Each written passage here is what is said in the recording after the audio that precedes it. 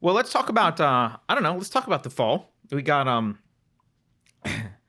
our cover art today is Alan West. Alan West was is the chairman of the GOP in Texas. Did you see what he said that everyone's freaking out about, Carrie? No, I missed it. I was making doctor jokes. There it is. Doctor. Doctor. You're busy. Go ahead. You're busy making doctor jokes. By the way, speaking of doctorates, isn't he a doctor? Who? Alan West. Oh, I don't know. In the category of worst reasons to get a doctorate, my wife, her maiden name, which I don't want to disclose, she thinks her maiden name would go really well with doctor, like doctor maiden name.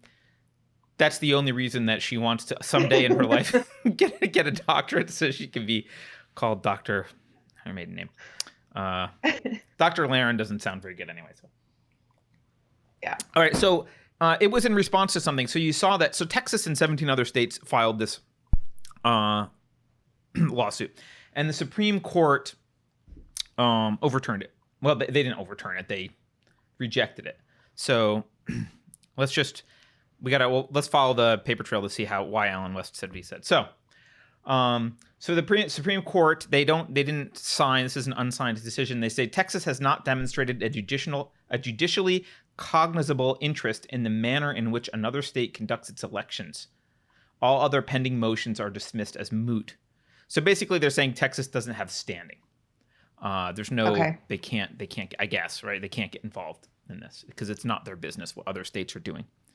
Now, Clarence Thomas and Alito disagreed with that, but it sounds like they kind of agreed generally, but they thought we can't just dismiss it. We should have at least we should have moved it one step further.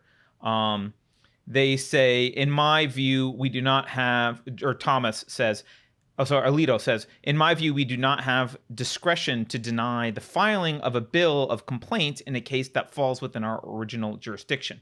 I would therefore grant the motion to file the bill of complaint, but would not grant other relief. And I express no view on any other issue. So their point is, if a state can't appeal to the federal government for disputes between states, or like, hey, the state shouldn't be able to do blah, blah, blah, it affects us, then who can they appeal to, right? I mean, the Supreme Court's kind of the last stop. So anyway, so this happened. And, as you can imagine, a bunch of people who were hoping for something out of this were upset. And the chairman, Alan West, the chairman of the Republican Party of Texas, writes this little statement. And we don't even have to read the beginning of it, but the salient sentence is this last sentence that set people off. He writes, perhaps law-abiding states should bond together and form a union of states that will abide by the Constitution. So this has been used to spark, I won't say outrage. It's more like faux hysteria that secession, they're going to try and secede, right? What if states secede? And I was thinking about it. Actually, I think now's the best time to secede. Why? I think as tensions why. get worse, secession will be worse. Like, it will be more difficult, and there might actually be violence. If you can secede over some, like, if a bunch of states are like, we don't like this and we want to secede, and we're at a time when the other states might just let them go. Even though I would end up in the People's Republic of whatever remained, because I'm in California, so California wouldn't go with any sort of freedom group. We would be the socialist group. But at least people would know where to move, right? They would know where to go. Like, there would be a clear spot. Right now, no one knows what to do. Yeah. Right? Everyone's like, should I move to Colorado, New Hampshire, Wyoming, Wisconsin, Idaho, Texas? Where do I go?